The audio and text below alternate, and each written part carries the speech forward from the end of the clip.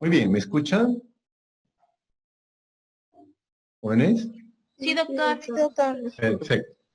Vamos a comenzar la clase. Entonces, el día de hoy me ha tocado exponer el tema respecto a malaria. Vamos a dar algunos aspectos generales, algo de epidemiología, la clínica y tratamiento. Trataré de este tema que es bastante amplio, hablarlo por lo menos en unos 45 minutos, más o menos que tenemos el tiempo para avanzar, ¿no? Entonces, aquí tenemos problemas de sus compañeros que están ingresando.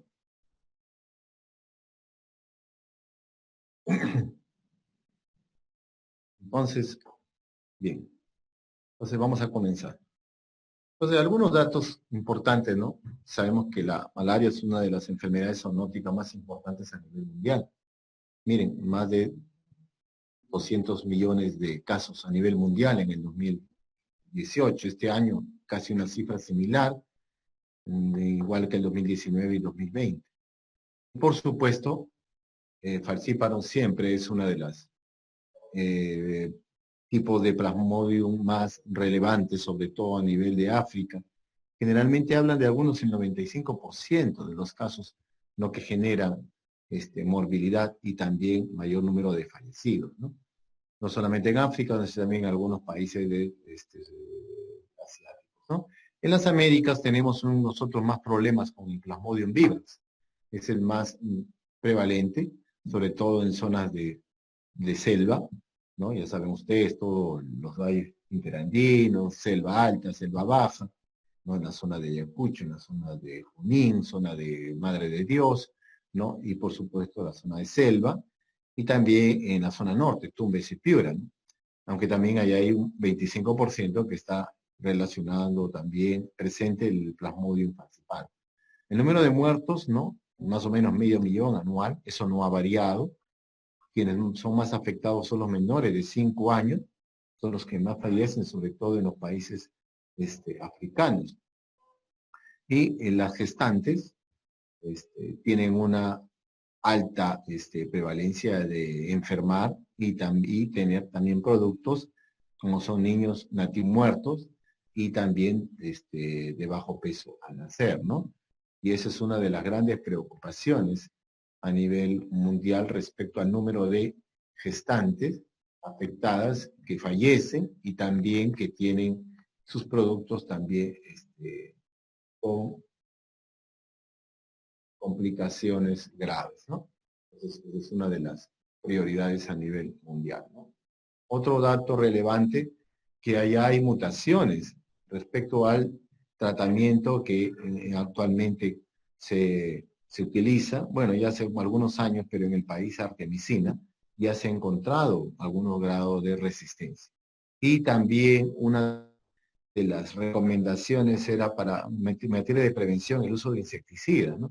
Y hay países en donde se tiene resistencia, no solamente dentro de lo que es alguna sustancia que se llaman los piretroides y otros, inclusive órganos fosforados, para precisamente controlar la población adulta de zancudo. Entonces tenemos problemas ya también de resistencia. Entonces, con todo esto, la situación que hasta hace poco a nivel mundial, ustedes saben de que hay una propuesta de erradicar la malaria en los siguientes 10 años, se ha visto también detenida por el tema de COVID.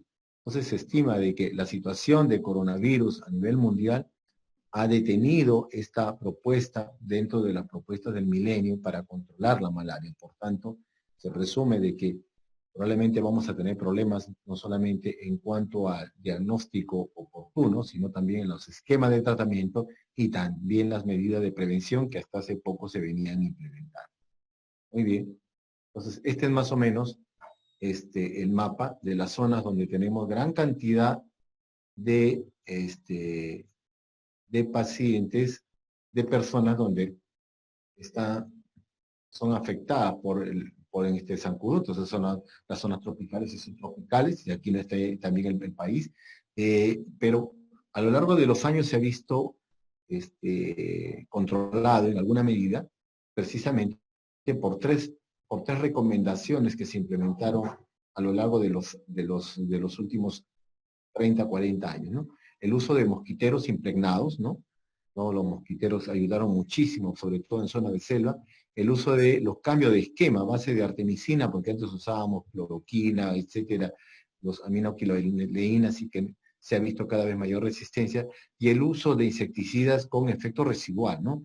Es un efecto que se produce dentro de las viviendas, se hace rozamientos dependiendo del momento en que hay presencia de estos vectores y que tiene un efecto a largo tiempo, ¿no? Entonces, todo ello contribuyó, pero lamentablemente, como les comentaba, por el efecto de la pandemia, esto se está viendo mermado, ¿no?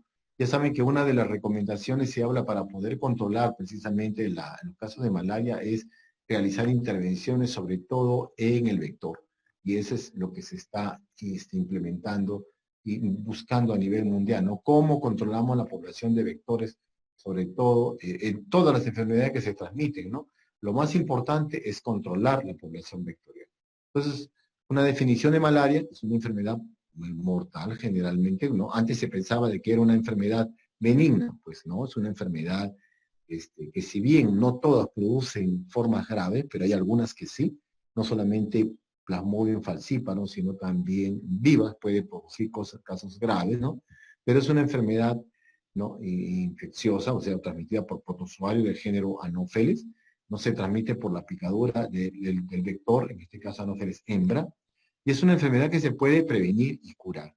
Actualmente ya incluso hay vacunas, ¿no? La empresa británica, GSK, que ya está implementando por lo menos vacuna para prevenir la enfermedad, sobre todo en niños, y evitar muertes, ¿no? Ya se está implementando en algunos países africanos con algún grado de, por lo menos, tener de eficacia, más o menos un 40%, ¿no? Que puede, a futuro yo creemos de que puede ayudar a disminuir esta tasa de mortalidad. Se menciona desde cuándo tenemos casos de malaria. Ya sabe que es una enfermedad zoonótica. Inicialmente aparentemente afectó hace muchos años, se hablan de más o menos de 5.000 y 300.000 años. Primero afectó a la población primata y después a la población humana, ¿no? Entonces, algunos datos relevantes de investigación, ya en los años, en 1800, ¿no? Se identificó parásitos que eran los agentes que podían transmitir que generaban la enfermedad, ¿no? En personas con malaria. Posteriormente, Rose encontró ya que los vectores que estaban incriminados, ¿no? Algunos vectores eran el mosquito, encontró el mosquito Anopheles, ¿no?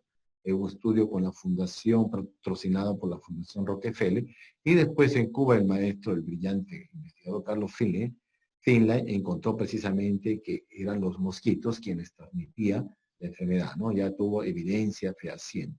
Y el último premio Nobel respecto a lo que es los estudios de avanzada en lo que es malaria ha sido las publicaciones de la doctora Yu Yu, en el sentido de que esta planta medicinal en Asia de Artemisia, ¿no? Los derivados de artemisina, han contribuido en los tratamientos sobre todo de casos de malaria complicada, o malaria inclusive resistente a las aminoquiloideínas. Esto es lo que ahora tenemos nosotros, que hasta hace poco había una disminución o un control de lo que es los casos de malaria. Ustedes saben, ha habido una serie de intentos para, había una estrategia hacer retroceder la malaria hace más o menos el decenio pasado, y contribuyó mucho con estas medidas, como les comentaba, sobre mosquiteros impregnados, el uso de camisas manga larga, el uso de rociamientos domiciliario con efecto residual, ¿no? Pero ya ha habido, lamentablemente, por efectos de la pandemia, por efectos de algunos datos de resistencia, un incremento en algunos países a nivel de las Américas, ¿no? Como en Venezuela, Brasil, Colombia, ya se ha visto un incremento. También en algunos países que ya estaban avanzando, inclusive la erradicación y eliminación de malaria, se ha visto nuevamente un retroceso, como ahí lo menciona en algunos países, ¿no? En cuanto a la etiología, lo que es malaria, viene el plasmodio, el grupo apicomplexa, ahí está también Babesia, Toxoplasma cryptosporidium. Tengan cuidado porque en otros países, cuando uno identifica la lámina Plasmodium falciparum, se puede confundir con Babesia, babesiosis. Busquen ustedes esta entidad que tiene clínica muy parecida a malaria. Y ahí tenemos, por ejemplo, dentro del Plasmodium, los 5 tipos: Falciparum, Malariae, Vivax, Ovale, Noblesi. Nosotros tenemos Falciparum, Vivax, en muchos lugares del país, en la costa norte, en los valles interandinos, ¿no? En zonas de selva, y en algunos lugares de selva tenemos malaria. No tenemos ovale y por el momento hemos reportado noblesi, ¿no? Y este es un gráfico respecto a los casos de noblesi que aparentemente se dieron inicio en los países asiáticos y de ahí se ha ido extendiendo en otros lugares cuando se han trasladado primates infectados y ha generado enfermedad en los cuidadores de estos animales que se utilizaban, no sé, para zoológico y también para estudios de investigación, ¿no? Algunos datos de estas especies: el falciparum, más frecuente en África, ¿no? Generalmente causa mayor gravedad, ¿no? Complicaciones más severas en algunos grupos de riesgo, como son gestantes, en niños menores de 5 años, que tienen comorbilidades. Vivax, que hay en el sudeste asiático y en Sudamérica, por supuesto, incluido el Perú, tenemos una gran cantidad de población afectada por Plasmodium vivax. Interesante, ¿no? Vivax tiene una mejor adaptación a los efectos climáticos, lluvias, cambios de temperatura, ¿no? Un poco de friaje, ¿no? Todavía puede sobrevivir Vivax. Y tiene la fase, ya saben, hepática, donde puede permanecer por muchos años, ¿no? La fase de inozoito. Y en algunos casos ya se ha documentado, ¿no? Por ejemplo, los africanos que tienen este antígeno en los glóbulos rojos, pues impiden la presencia de lo que es Plasmodium vivax y le genera a nivel del globo rojo, para que sea parasitario, algún grado de resistencia. Ovale, que tenemos solamente en Asia y en África. Hay 2 subespecies que se han identificado: Malariae, que también tenemos en las Américas, ¿no? Algunas zonas de selva, ¿no? Y causan infecciones leves, inclusive de mayor tiempo, ¿no? De prolongado, ¿no? Y también se asocia con una gran esplenomegalia e incluso con daño renal.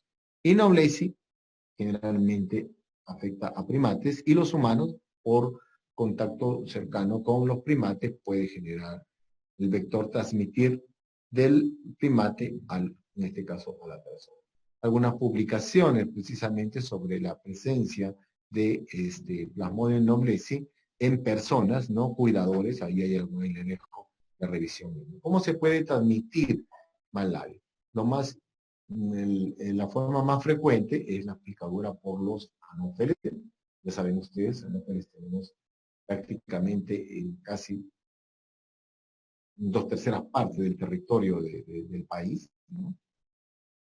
También por vía sanguínea, sobre todo aquellos que reciben transfusión de sangre entera, ¿no? Glóbulos rojos, y si no se ha hecho ese tamizaje adecuado, pues puede transmitirse malaria. Hemos tenido en mi hospital, y generalmente se destruye si hasta por lo menos tiene más de 20 días a 4 grados, se destruye, en este caso, los trofosoditos y los merozoitos que pudieran salir del glóbulo rojo. También por vía placentaria, también se ha visto que puede haber una transmisión por trasplante de órganos y por objetos punzocortantes contaminados.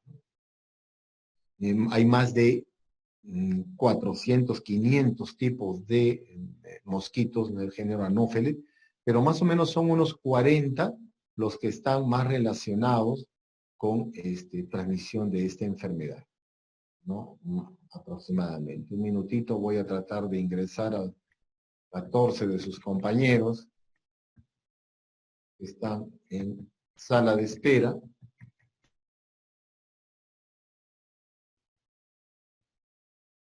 Entonces, seguimos.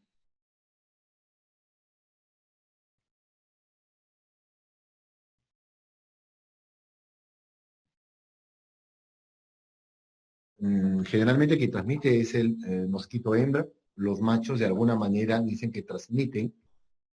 Hay un componente esteroide, está el 20E le llaman, o hidroxidisona, que le da la particularidad a la hembra para multiplicarse y generar mayor transmisión de picadura y transmitir el plasmodio y generar mayor número de larvas. Así que es importante la acción que puedan también actuarse sobre los vectores machos para que no transfieran este esteroide a las hembras.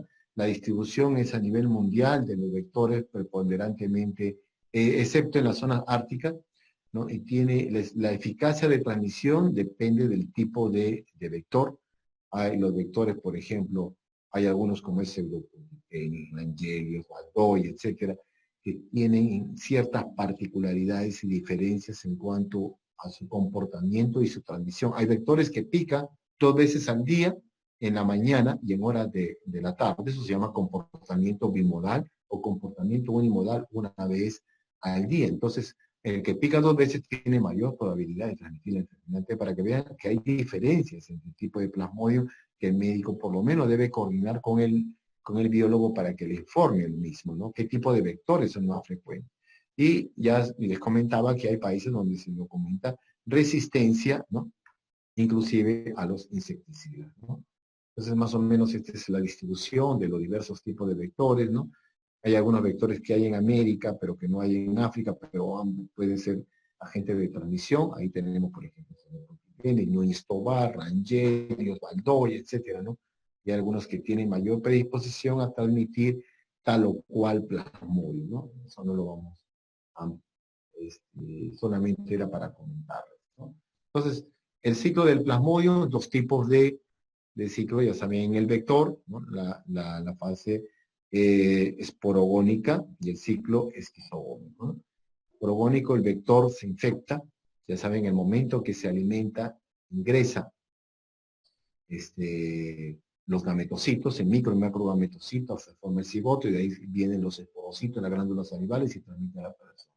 Y en la fase de humana, tenemos ahí, ingresa inmediatamente por la piel, la célula de Purkinje, ingresa a piel, luego se transmite inclusive directamente vía sanguínea, van hacia el hígado, y en el hígado la mayoría se produce lo que se denomina, infectan los hepatocitos, la forma de esquizonte maduro a nivel hepático, ¿no? La forma tisular, y de ahí se libera alguna forma de merozoitos, se invaden los glóbulos rojos, y dentro de los glóbulos rojos se forman los esquizontes eritrocitarios. Dentro de los esquizontes ahí están los merozoitos, una vez que se multiplican se libera, y en cada de esta liberación de los que es merozoitos, ahí se presenta el cuadro clínico. Algunos se pueden diferenciar un bajo porcentaje en la forma sexual, la forma de merozoito y que puede ser la forma de micro y macrogametocito, que es precisamente lo que el vector en el momento que se alimenta va a adquirir y nuevamente y aquí se va a desarrollar la fase sexual. Muy bien.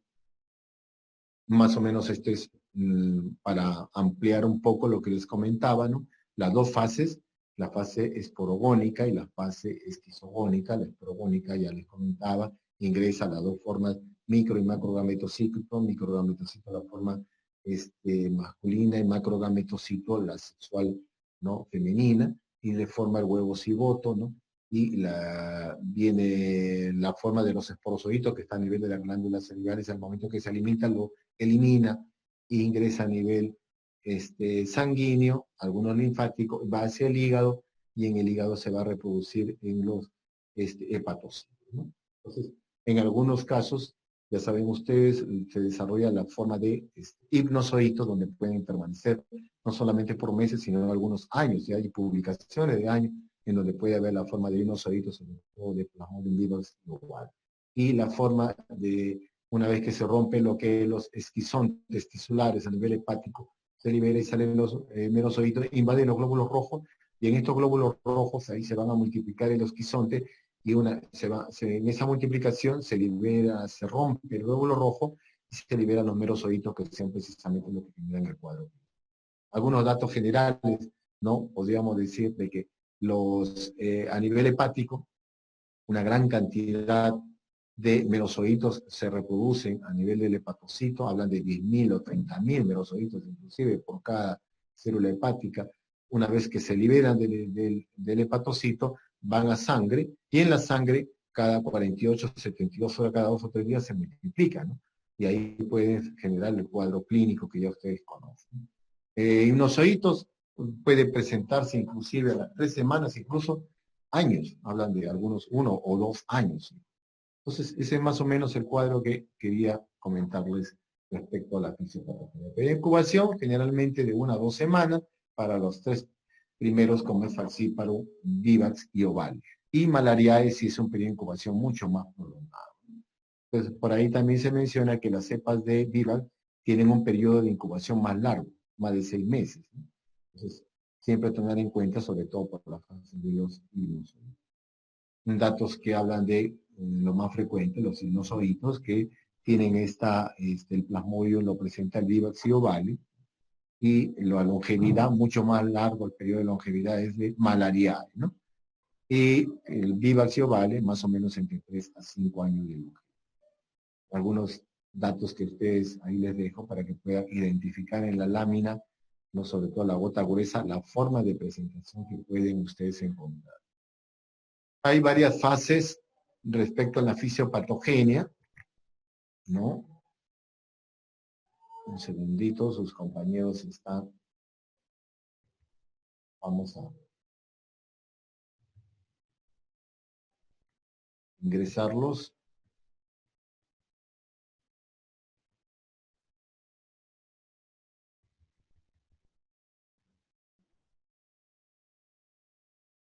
Entonces, dentro de los glóbulos rojos ya les comentaba, ingresa, dentro del glóbulo rojo el esquizonte se multiplica, y a la hora de la destrucción del merosodito genera la clínica. Esta invasión se produce porque hay unos receptores, ¿no? Que permite precisamente el ingreso, ¿no? Dentro de esta unión, que de ahí algo comentaremos de los tipos de plasmodium, y depende también del tipo de presentación del glóbulo rojo. Por ejemplo, falcíparo afecta no solamente a las formas jóvenes, sino también las maduras. En cambio, viral generalmente a los jóvenes. Entonces uno puede ver el tipo de anemia, cuál puede ser una anemia más grave, más severa, ¿no?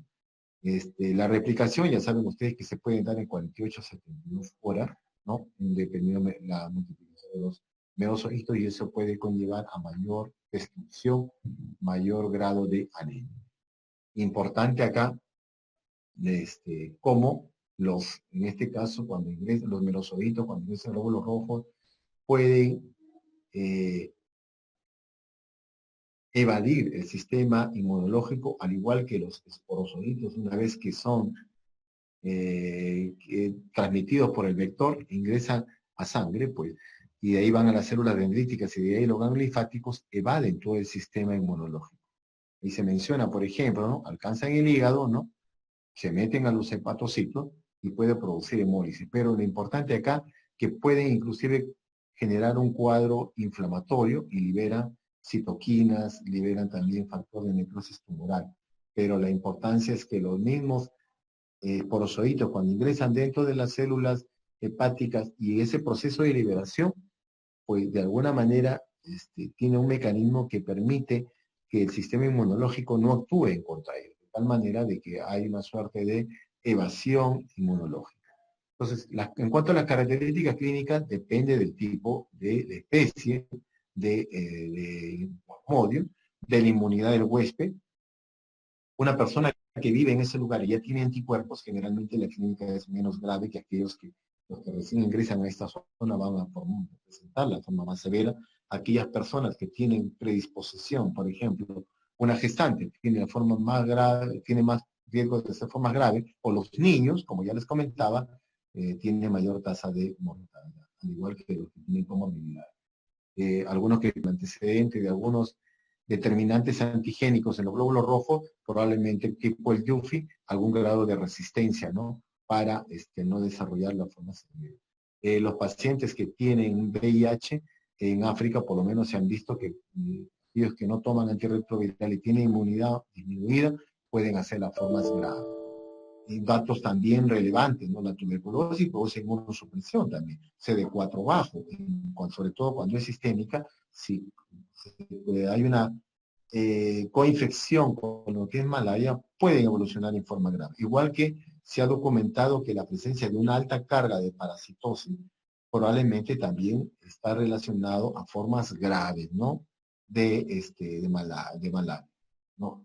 Los datos hablan de que probablemente el hierro, deficiencia de hierro puede ayudar. Algunos hablan de los efectos a nivel metabólico, cuando hay el hierro como que disminuye el componente inmunológico, ¿no? En grandes cantidades, ¿no? Ahí son datos, por lo menos en publicaciones que así lo señalan.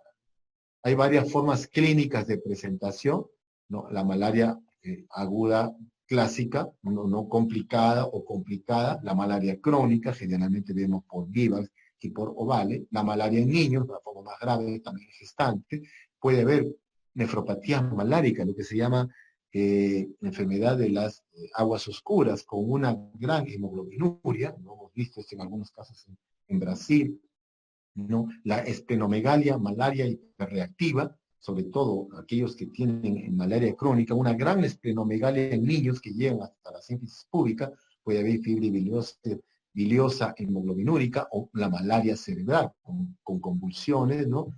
Como lo hemos visto en algunas gestantes o en algunos que tienen comorbilidades.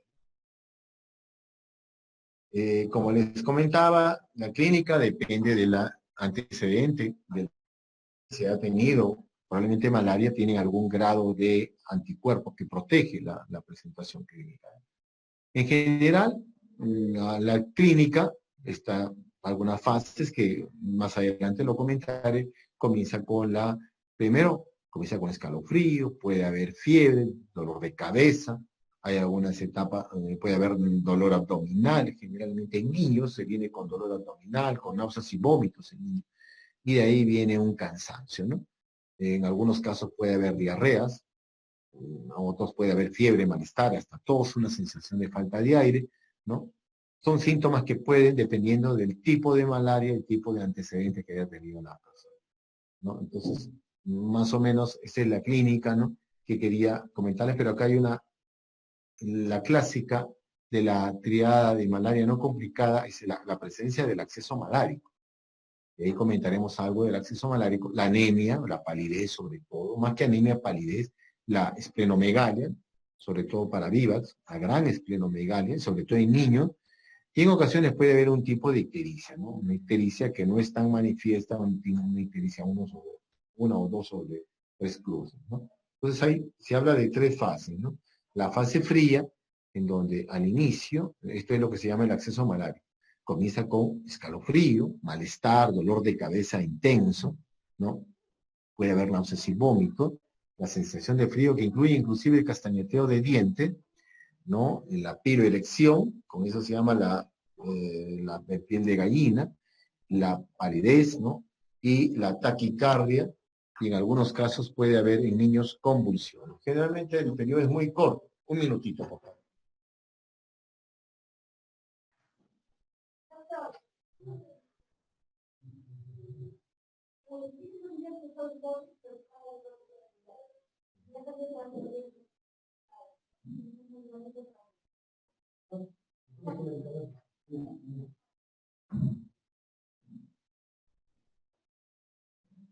Entonces, generalmente los periodos son bastante cortos, 15 minutos, ¿no? 10, 15 minutos, media hora, esta clínica de la fase fría. Luego viene la fase caliente. La fase caliente ya la temperatura sube 40, 41 grados, ¿no? Puede haber un eritema, ¿no? El pulso es amplio, el pulso saltón por la gran temperatura que presenta y la taquicardia, ¿no? La cefalea intensa, ¿no? Puede haber inclusive la presencia de fiebre alta. Un paciente puede encontrar ustedes herpes alrededor de la boca, ¿no? Y la duración generalmente 2 a 4 horas. Posteriormente cae la fiebre de manera brusca, el paciente presenta una gran sudoración profusa, ¿no? Sudoración, como una hiperhidrosis. El paciente entra en una etapa de cansancio, dolor muscular generalizado, duerme el paciente media hora, hora y media, se levanta y hace sus actividades normales y aparentemente no tiene ninguna molestia. Más, ese es el acceso pálido. Entonces, mi promedio, dependiendo del plasmodium, puede pasar 24 o 48 horas para volver nuevamente los accesos, ¿no? Entonces, en cambio, en la malaria crónica, generalmente vemos pacientes ya que tienen fiebre esporádica, o sea, en mayor tiempo, sobre todo los que tienen vivas, ¿no? Como o malariae, la forma de presencia de los inusoítos que por ahí se le van liberando y estos pueden condicionar como una malaria crónica con presencia de aumento del vaso, la esplenomegalia. Puede haber hepatomegalia, pero más esplenomegalia. Y acceso febril, ¿no? El paciente tiene fiebre hoy, después de 3 días, al segundo día es irregular. Y eso tiene que ver con la fase de los hipnozoides. Puede haber taquicardia, ¿no? Hipotensión, ¿no? Trastorno del sensor, ¿no? Y como ahí se mencionaba, las paracitemias son muy bajas y eso lleva a la cronicidad, ¿no? Eh, en cuanto a lo que es malaria en niños, ¿no? Ya saben ustedes que los niños son mayor riesgo para desarrollar formas graves con convulsiones, ¿no? Algunos pueden tener inclusive con afectación neurológica permanente. El niño puede tener espasticidad, trastornos para el habla, puede haber epilepsia, ¿no? Y en gestantes de igual manera. Las gestantes tienen una predisposición a evolucionar a formas graves, ¿no? Con compromiso neurológico, ¿no? Con abortos, con natimuertos, ¿no? El niño puede nacer con bajo peso, como ya se mencionaba, ¿no? Y puede generar un grado, la madre, de hipoglicemia, que puede afectar al recién nacido o en el momento que nace. El niño puede tener malaria congénita y puede evolucionar a cuadros de gran complicación neurológica con convulsiones, ¿no? Que si usted no toma una muestra, no sospecha malaria y le toma la glicemia, puede tener hipoglicemia, inclusive con secuelas permanentes. Estas son las complicaciones en gestantes, desde hipoglicemia, anemia grave, ¿no? Puede haber infecciones sobreagregadas, puede haber un edema agudo de pulmón y la muerte materna más o menos casi al 50% si no lo tratan de manera oportuna. Complicaciones renales, de igual manera, puede haber una falla renal común que puede ser por la presencia de hipotensión, la anemia per se, daño, la lisis de los glóbulos rojos y la presencia de la hemoglobina con nefrotoxicidad, ¿no? Este es un niño que se reportó en África, pero también hemos visto nosotros casos en Brasil, ¿no? Con nefropatía que puede ser transitoria, ¿no? Puede haber un síndrome nefrótico, ¿no? E incluso esto es mediado por anticuerpos. Esto es miren ustedes el tamaño del vaso. Todo esto es el vaso que llega, y ya hemos visto hasta más prolongados, ¿no? Mucho más a la síntesis pública. Generalmente afecta a los más pequeños, ¿no? Los niños y los jóvenes, como les comentaba, vivas, porque llegan a una malaria crónica, ¿no? Hay publicaciones anteriormente que se hacía, las primeras guías del Perú hablan inclusive, medían el tamaño esplénico para hablar de la endemicidad de la zona. Si ustedes revisan las guías de los años 50, 60, hay varias publicaciones de la zona sur del país, como en la convención, en Madre de Dios respecto a el tamaño del vaso y más o menos calculaban el grado de hiperendemicidad, ¿no? Qué tipo de plasmodio y más o menos qué población podría estar afectado, ¿no? Ese era un indicador que antes usaba, ahora ya no lo usamos, ¿no? Ahora ya no lo usamos. Entonces, generalmente estos pacientes no hacen fiebre, tienen las inmunoglobulinas elevadas y la mortalidad es alta. Puede haber inclusive esta ruptura esplénica si usted no tiene cuidado. En cuadros como se comentaba, algún tipo de plasmodio, sobre todo malariae, puede producir hemólisis, y eso se llama la fiebre de las aguas negras, o en Brasil hablan de las aguas pretas, eh, casos sobre todo de zona de selva, ¿no? Con pacientes que no han sido atendidos ni diagnosticados de manera oportuna, puede haber hemoglobinuria, falla renal, con necrosis tubular por la hemoglobinuria, ¿no? Y la mortalidad es alta. Ya comentamos, nunca se fíen, cuando hay malaria por falciparum, siempre debe ser una emergencia. Cuando ustedes tengan la sospecha de presencia de malaria de falciparum, este paciente rápidamente puede progresar a forma más una anemia más grave. Recuerde que invade no solamente el eritrocito adulto, sino también jóvenes, por tanto la anemia más severa, más grave.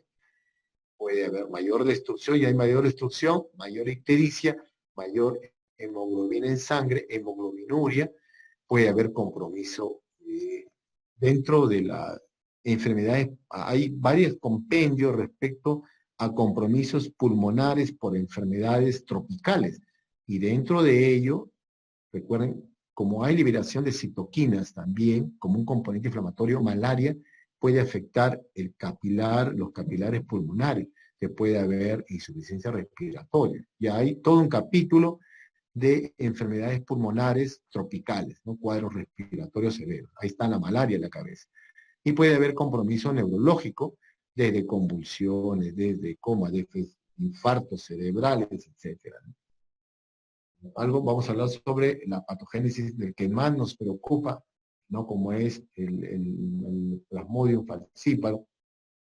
El plasmodium falciparum tiene algunos factores de virulencia que le permiten evolucionar a formas graves. Hay fundamentalmente la presencia de lo que se denomina la citoadherencia. Los invito a que revisen sobre lo que es las protuberancias que tiene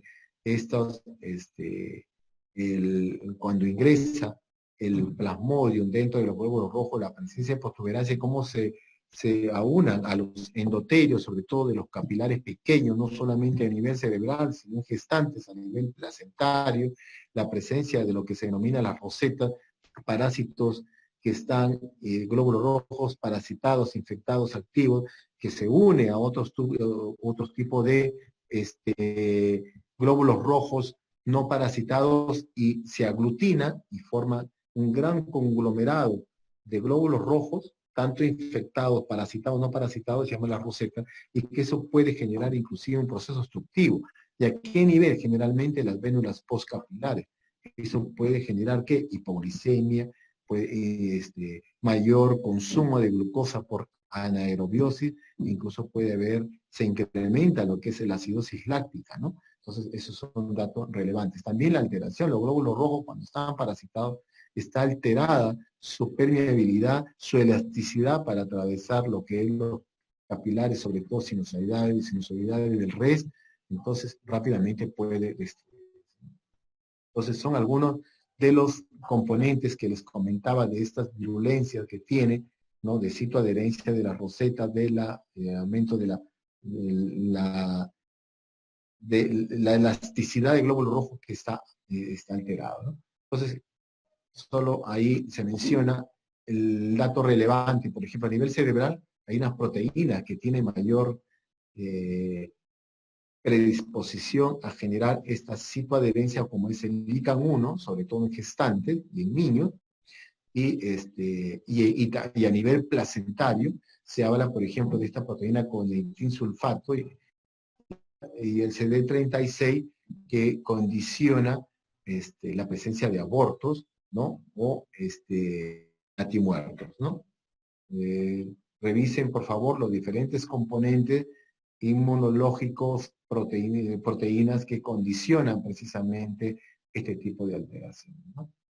Entonces, algunos componentes hablan sobre la citoadherencia, cómo ingresa, cómo se aglutina, se adhiere a una, y aquí ustedes pueden ver las protuberancias o NOPs, ¿no? Que son componentes salientes que permiten precisamente esa unión de los glóbulos rojos parasitados hacia lo que es el endotelio. Más o menos este es el esquema, ¿no? El endotelio, y estos son los glóbulos rojos parasitados, las protuberancias, hay una proteína, ¿no? El MP1, que le permite precisamente unirse a todos estos determinantes antigénicos uno, el de 36, que está lo que es la convertida en sulfato, ¿no? La proteína de selectina, etcétera, etcétera. Entonces, una vez que ingresa por diversos mecanismos de virulencia, como es citoadherencia roseca, está alterada la deformidad, va a producir, sobre todo en vasos pequeños, una obstrucción microvascular, por tanto va a generar la afectación, sobre todo neurológica, o malaria cerebral, se genera mayor componente de citoquina, el componente va a generar hipoglicemia, y sobre todo va a haber mayor cuadro febril. También puede producir el cuadro grave, hipotensión, puede haber náuseas y vómitos, y esto puede conducir precisamente a una acidosis metabólica. La destrucción misma de los glóbulos rojos y la afectación directamente, en este caso de malaria, a nivel de los lugares donde se producen glóbulos rojos, puede haber también acentuar más la anemia y puede producir una anemia grave, y eso puede, todo ello puede condicionar también a un síndrome respiratorio, por consiguiente la afectación pulmonar. Entonces, como les comentaba, malaria por Plasmodium vivax, malaria grave por Plasmodium, falcíparo, es una de las grandes preocupaciones. Sin embargo, también hemos documentado casos graves de malaria vivax. Ya hay publicaciones sobre malaria vivax, hemos tenido reportes de malaria vivax, sobre todo que han venido de selva, que han evolucionado a formas graves. Por tanto, ahora ya hay algunas guías a nivel internacional que están también incluyendo la categorización para malaria vivax grave. Así que no solamente es para falcíparo, sino también vivax. Entonces, aquí, como ya les comentaba, ¿no? Definición de malaria grave, no solamente falcíparo, también algunos casos vivax. ¿En quiénes? ¿Cómo se define? Cuando hay disfunción de algún órgano vital, cerebro, pulmón, hígado, hemodinámico, ¿no? Puede ser hematológico, plaquetopenia severa, ¿no? Y sobre todo, ¿qué tipo de paciente? Que tienen una alta parasitemia, ¿no? Ya se debe considerar como malaria grave, y que no puedan tolerar dieta porque está el medicamento bioral, porque incluso tienen trastorno del sensorio, ¿no? Entonces, amerita tratamiento parenteral.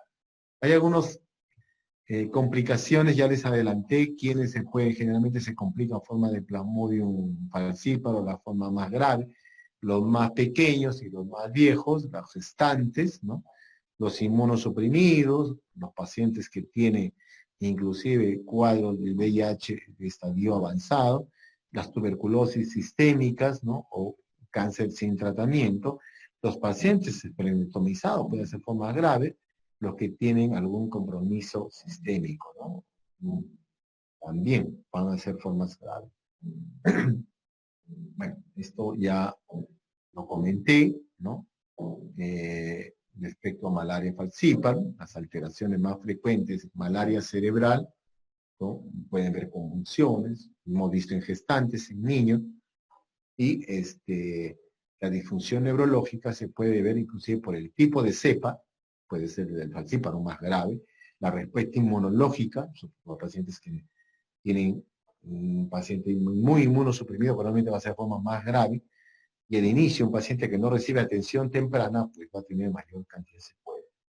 Y Giripuro, pues, ¿qué pacientes son los que más se afectan? ¿No? Y en algunos tienen secuelas, ¿no? Algunos hipótesis respecto al cómo actúa, en este caso el Plasmodium falciparum, ahí habla del PFN1, las células endoteliales que tienen algunos componentes determinantes antigénicos como el CAM1, o lo que se llamaba el tipo de selectina que altera la irrigación, sobre todo a nivel cerebral, ¿no? Ya como hablamos sobre citoadherencia y la roseta, ¿no?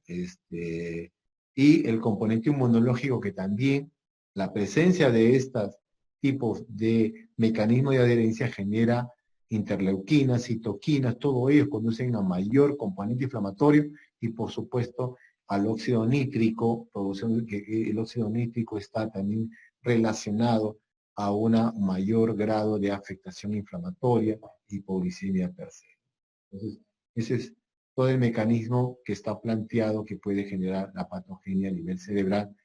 Nuevamente, para mencionarles, y hay que darle mayor relevancia cuando tenga un caso de malaria falciparum, puede haber la oclusión, alteración de la permeabilidad, hipoglicemia severa, pacientes pueden convulsionar, ¿no? Y si usted no actúa de manera temprana, el paciente va a presentar estos cuadros que ahí se menciona, con complicaciones, convulsiones, con forma de opistótono que parecería un tétano, pero el niño está convulsionando, secuela neurológica.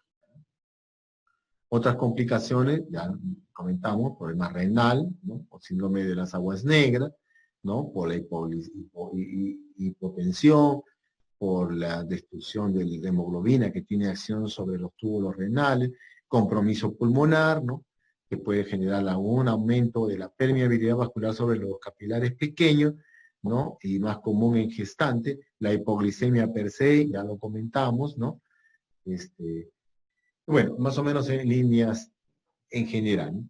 La norma del Ministerio de Salud, ¿no? Esta es una norma del 2015. Hay una que está todavía actualizándose, pero que no ha salido publicada, pero más o menos es similar a lo que del 2015, con algunas precisiones respecto de algunas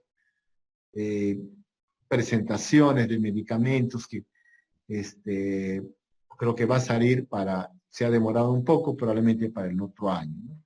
Entonces, ¿cómo define la norma técnica del Ministerio del Perú? Malaria grave, que puede ser por los dos, ya no solamente falciparum, ahora viva, ¿no? Y que tienen algún grado de compromiso, que pueden ser deterioro neurológico, anemia, hiperparasitemia, insuficiencia renal, cardiovascular, pulmonar, hepática. Esto es lo que nosotros denominamos inclusive factores o signos graves, ¿no? Factores de gravedad. Usted tiene que definir si es un caso probable de malaria, si tiene una zona de riesgo de paramalaria y que presenta estos criterios de gravedad. Y confirmado, evidencia usted el plasmodio, ¿no? Las formas asexuadas, ¿no? Sobre todo hablando de vivas, ¿no? Corrobora, ¿no? Entonces, estos son los criterios de gravedad: alteración neurológica, oral, la presencia de compromiso pulmonar, renal, ¿no? El problema de la hipoglicemia, algunos hablan de 60, otros hablan de 40, mucho menos, la anemia severa, la hiperparasitemia, ¿no? La ictericia, los trastornos de la coagulación, algunos hablan menos de 50.000, pero ya con un descenso. Si tiene usted un paciente de 150.000 y está bajando a 100.000 y a la siguiente lo cuenta a 70.000, no espere de que baje menos de 50.000 para que diga tiene una plaquetopenia. Ya la tendencia al descenso de la plaqueta ya es un criterio de severidad, ¿no? Y la alcalosis, ya saben, hablamos sobre deshidrogenasa láctica, el pH 7 menos, con una tremenda acidosis, pH menos de 7.2, ya es un criterio de gravedad. En métodos diagnósticos, ¿no? Lo primero que usted tiene que hacer es una buena historia clínica, porque si no pregunta de dónde viene, cómo es la clínica, primero con fiebre o escalofrío, fiebre, castañeteo de dientes con alguna frecuencia. Si usted no hace una buena historia clínica, qué lugares ha estado, si viene de otros países, qué sitio, pues usted ni enterado. Hay varios tipos de pruebas. Lo más común que hemos usado a lo largo de muchos años, la gota gruesa y un extendido. Pero también hay pruebas ahora inmunológicas que aplican no solamente las pruebas, hay pruebas rápidas, porque a veces hay que tener mucha pericia para hacer el diagnóstico con los microscopios. Antes había el microscopio de luz con un espejito. Y en algunos sitios de esta zona a veces no hay ni luz, entonces, si es el eléctrico, bueno, pero si no hay luz, el espejo. Pero también ahora hay lo que se llama pruebas rápidas, las pruebas eh, de las pruebas en cassette, dipstick le llamamos, en cassette, ya le pinchan una gotita, pone usted y le cambia la coloración y a usted le dice, es un mecanismo que tiene que ver con unas proteínas que tiene el plasmodium que le da positivo. En algunos lugares de zona muy inaccesible se usa las pruebas rápidas dipstick, ¿no?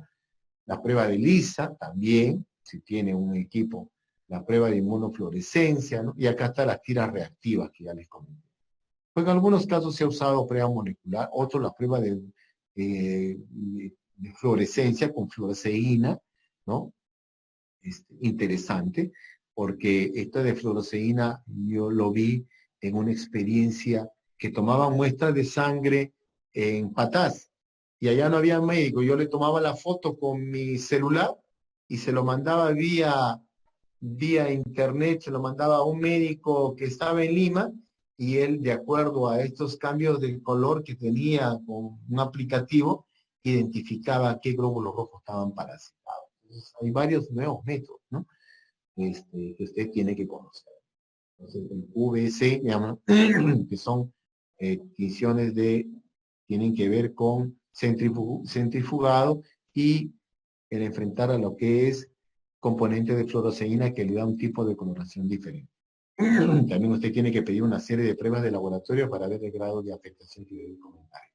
Entonces, la gota gruesa, que es lo que más usamos en una lámina portaobjeto, toma una muestra sobre todo si es el zurdo, de la mano izquierda, el borde anular externo, la gota gruesa ahí. En los bebés tomamos generalmente las plantas del talón, no, nunca hagan el dedito, porque los deditos de los bebés son muy pequeñitos, no, en la planta del talón, ahí se hace una limpieza, pincha usted con una lancetita y pone 2 puntos en la lámina, en un lado hace la gota gruesa y en el otro hace el extendido o frotis, en una sola lámina.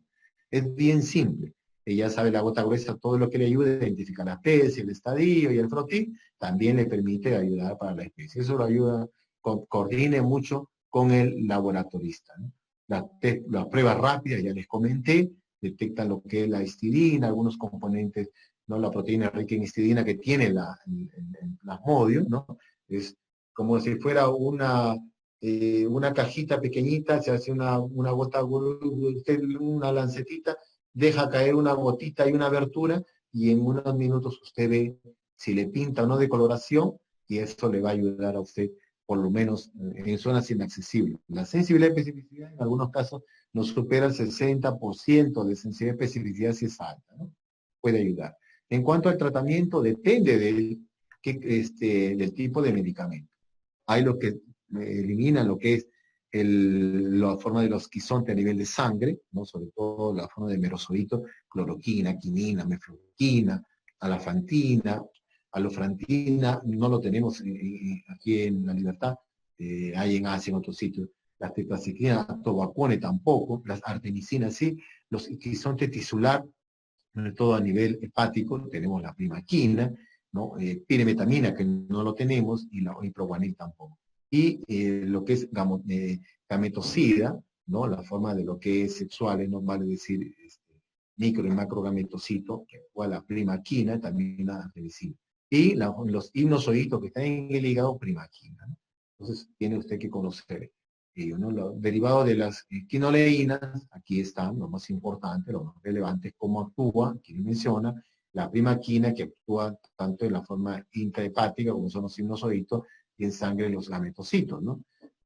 Hay otros componentes que son antifólicos, piremetamina, dapsona, que nosotros no usamos. Hasta hace poco usábamos piremetamina con sulfadoxina, como el Fancidar, ese es el nombre comercial, ¿no? Pero ya se ha visto resistencia, inclusive al sulfadoxina. Actúa en las formas intrahepáticas, ¿no? En la forma de trofosоitos, ¿no? Excepto en los sinusoitos, ahí no tienen ninguna acción. Vamos a avanzar. No, los esquemas de tratamiento depende, ¿no? Depende de las zonas, ¿no? El país está dividido en zonas de sensibilidad y resistencia. Si usted está en Piura, tiene un esquema de tratamiento. Si usted está en la selva, tiene otro esquema de tratamiento. Mucho tiene que ver con el ámbito donde se presenta el caso clínico y los perfiles de resistencia, ¿no? Entonces, en general, por ejemplo, para malaria por Vivax, malaria, el tratamiento es terapia combinada, cloroquina, primaquina, ¿no? Y usted le da tratamiento y le hace, una vez que le da 7 días de tratamiento, al séptimo día le pide una gota gruesa de control, ¿no? Una tarjeta donde usted ahí verifica si salió negativo, está curado. Y algunos hablan un nuevo control a los 28 días. Generalmente damos a los 7 días, pero 28 días. Sale positivo, quiere decir que es un fracaso puede ser, pero tiene que tener cuidado, no vaya a ser de que no le dio bien el tratamiento. O incluso se ha visto que pacientes con parásitos, hay fotos donde gran cantidad de parásitos en el intestino, se ha visto que los parásitos, en el momento que toma el medicamento cloroquina, primaquina, se ha visto en el tracto gastrointestinal, en un estudio inclusive con solución para una colonoscopía, que el parásito se tragó parte del componente de la cloroquina, ¿no? Depende también del grado de parasitosis. Por eso que algunos recomiendan, si hay una zona alta parasitemia, deberíamos desparasitar a las personas. El tratamiento ya, actualmente, si usted tiene zonas de malaria no complicada, el esquema es mefloquina, artesunato con primaquina, ¿no? Entonces, ese es un esquema. En paciente malaria por falcíparo no complicado, a nivel nacional, en malaria por falcíparo, está artesunato, mefloquina y primaquina. Primaquina un solo día para la forma de tratamiento de los gametos. La primera línea. En la segunda línea, quinina, clindamicina, primaquina, sobre todo el paciente cuando tiene cuadro neurológico, porque este es endovenoso, el primero es vía oral, ¿no? Entonces, este es más o menos el esquema, ¿no? Y si tiene malaria, donde tiene usted Vivax y falcíparo, de igual manera, artesunato, mefloquina, pero le da la primaquina no le da una sola dosis, sino le da por 7 días. Y de igual manera, segunda línea, quinina, clindamicina o primaquina. Y si es solo malaria por Vivax, el tratamiento por lo general es el tratamiento de cloroquina y primaquina por 7 días. Entonces tenemos, si es malaria por falcíparo no complicada, artesunato, mefloquina, primaquina. Si es malaria mixta, que tiene tanto Vivax como falcíparo, mefloquina, artesunato, primaquina, ¿no? Por lo menos 7 días. Y Vivax, cloroquina, primaquina. Cloroquina, la tableta viene de 250, que le puede dar, en general damos 10 tabletas, total, el tratamiento son de 10 tabletas. Puede dar 4 días el primer día, 4 días el segundo y 2 el tercero. Primaquina, las tabletas para adultos vienen de 15 miligramos, para niños de 5, ¿no? Usted tiene que dar, antes dábamos 15 miligramos, una tabletita de 15 por 14 días, pero algunos refieren que dado de que, imagínense que estén yendo todos los días a su establecimiento, 14 días la mayoría deja de tomar y hay abandono. Entonces, en algunos países de África han recomendado dar doble dosis, 2 tabletas juntas. Entonces ya no le da 15 días o 14 días, sino le da 7 días. Pero también hay algunos que cuestionan, dice que la cantidad, la biodisponibilidad del medicamento no es lo mismo dar doble dosis que dar una sola dosis por mayor tiempo. O sea, si bien en la guía nacional dice que hay que dar 2 tabletas por 7 días, pero revisen que hay algunos que recomiendan prolongar el esquema por 14 días. Yo me quedo por los 14 días, perdón, por los 2 tabletas por 7 días, pero en aquellos pacientes que no me va bien, si sigue positivo, ya no le doy 2 tabletas por día, le doy una tableta por 14. Este es el gráfico, ¿no? De lo que es del Ministerio de Salud. Aquí dice, ¿no? ¿Cuántos días le va a dar cloroquina? 3 días, el primer día 4, el segundo 4, el tercero 2. Recuerden que es 10 miligramos por kilo de peso. Si pesa 80 kilos no quiere decir que le va a dar la dosis tope son 4 tabletas, no le debe dar más, si no va a tener efectos adversos que ahí comentaremos. Y la primaquina, 2 tabletas a lo máximo por 7 días, ¿no? Aquí, generalmente son 2 tabletas, pero si son de 7,5 tiene que duplicar las tabletas. No puede dar en gestante, está contraindicado. Nunca están en gestante. Si es en niños, aquí está la dosis, ¿no? Por kilo de peso. 5, 5, 10. Y en los niñitos, ¿no? De igual manera, 0,5 por kilo. Tiene que duplicar la dosis, ¿no? Aquí está. Nunca dar primaquina a menores de 6 años, porque tiene mayor riesgo de deficiencia de glucosa 6-fosfato. Gestante no debe recibir primaquina. Si usted tiene una gestante que está en el segundo trimestre del embarazo, usted tiene que darle solamente cloroquina. Cloroquina. Incluso la primera dosis y de ahí le da unas tabletas de 10 miligramos por semana. Cada semana tiene que venir y le da cloroquina para evitar la forma eritrocítica. No le puede dar primaquina por riesgo de inclusive glucosa 6-fosfato de ginafenasa puede generar muerte, inclusive en el recién nacido. Una vez que tiene el parto, recién le da ya el tratamiento con primaquina. Eso ya está normal. Desde para gestante. Entonces le da usted todo el tratamiento completo, los 10 tabletas entre 10, y de ahí a la semana le da 2 tabletas, hasta que termine el embarazo. Primaquina nunca, hasta que ya nace el bebé, recién le da a usted los 7 días de tratamiento. Recuerde. Y en pacientes, ya en pacientes con malaria falcíparo, tratamiento es artesonato, mefloquina, primaquina. Un segundito, por favor.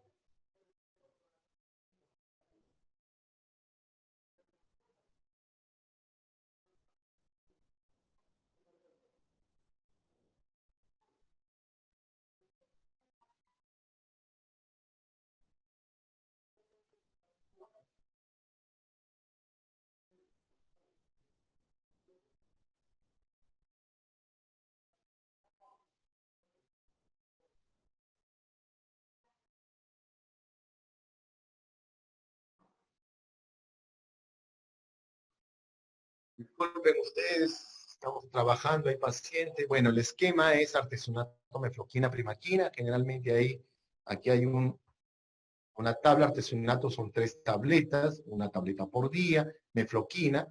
Normalmente vemos, son 2 días, 3 tabletas el primero y el segundo día, y primaquina solamente para la forma de gametocitos solo son 3 tabletas, una sola toma, ¿no? En aquellos casos que no, eh, por ahí tenemos, este es en niños, el segundo es en niños, que no voy a documentarlo, ahí les dejo el tratamiento. En aquellos pacientes ya con resistencia a artesunato mefloquina, ¿no? La recomendación es iniciar tratamiento dependiendo, algunos dan quinina, clindamicina y primaquina, si tolera la vía oral, y si no, sonda nasogástrica para quinina, clindamicina endovenoso y primaquina por sonda también endovenosa, ¿no? Estos son los esquemas, ¿no? En aquellos pacientes que ya tenemos resistencia, como ya les comenté, a artesunato y mefloquina, sí lo tenemos a nivel del país, ¿no?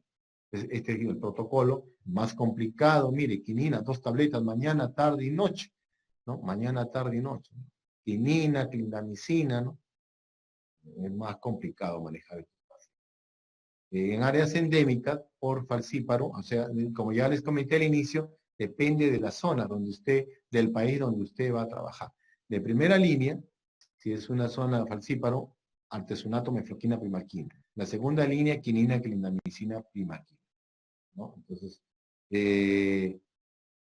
la primera opción, malaria grave para falcíparo, derivado de artemisina más clindamicina. Si es Vivax, es artemisina, clindamicina, primaquina. Incluso algunos la pueden dar vía parenteral artesunal. Eh, Esa es la dosis que se debe dar en caso no tolere el paciente endovenoso. Se habla, de, por ejemplo, de ya quinina, ¿no? Endovenoso cuando no tolera la vía oral. En gestantes, usted inicia tratamiento, artesunato, clindamicina y en algunos casos quinina también. Y hay que tener cuidado de dar quinina en el primer trimestre. Así que tengan mucho cuidado porque puede producir también hipoglicemia.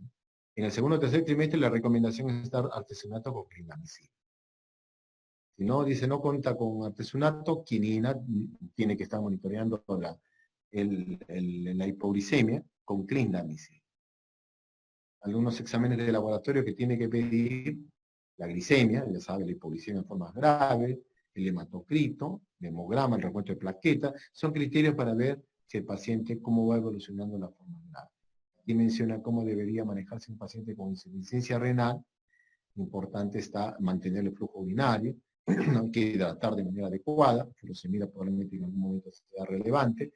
Si hay hipoglicemia, tiene usted que dar destroza al 33 o destroza al 10% o al 50%. Cuidado con estos pacientes que tenga malaria grave y usted no esté tomando lo que es la glicemia, que es una de las causas por las que se muere el paciente o puede tener secuela neurológica. Si convulsiona, tiene que epaminizar o dar un hipnótico tipo, en algunos casos diazepam, en algunos casos fenitoína. Eso tiene que evaluarlo conjuntamente con el neurólogo, ¿no? Pero usted puede ya iniciar tratamiento con fenitoína y epaminizando, o en todo caso, como ya les mencioné, diazepam, ¿no?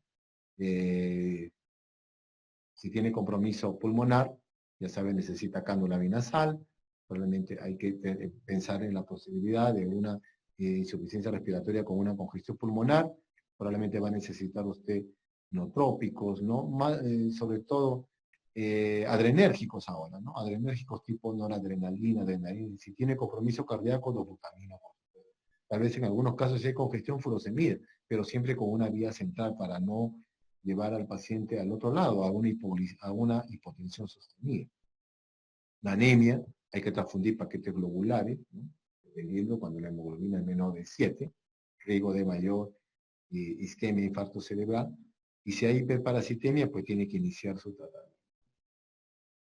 Algunos datos sobre lo que es el artesunato, qué efecto puede tener, mareo, cefalea, prurito, aumento de las transaminasas, ¿no? La cloroquina, es terrible la cloroquina, cuando uno toma generalmente puede producir, a mí me dio diplopía, visión borrosa, no podía caminar, mareado cuando quería subir a la canoa, puede haber náuseas y vómitos, a otra persona le daba mucho dolor de cabeza, y puede haber daños graves inclusive, ¿no? tengan cuidado también de la cloroquina con la deficiencia de fosfato de deshidrogenasa, ¿no? Claro que no es tan grave como con la primaquina. Puede haber anemia, leucopenia, ¿no? Y la primaquina ya comentamos, ¿no? Cuidado con la metahemoglobinemia, con cianosis, ¿no? Perioral, inclusive en las uñas, ¿no? Puede haber formas muy graves. Siempre, aquí hemos tenido algunos pacientes que han hecho deficiencia de glucosa, anemia, cianosis, ¿no? Por uso de primaquina, ¿no? Sobre todo en pacientes con VIH que pensábamos resistencia a neumonía por neumocitis y digamos primaquina, y hacía de las formas, probablemente deficiencia de fosfato de deshidrogenasa, ¿no? Ya saben, la importancia de que se use un mosquitero, ¿no? O impregnado sobre todo, camisa manga larga, repelente, ya les comenté, y en algunos casos si va a estar poco tiempo, profilaxis, ¿no?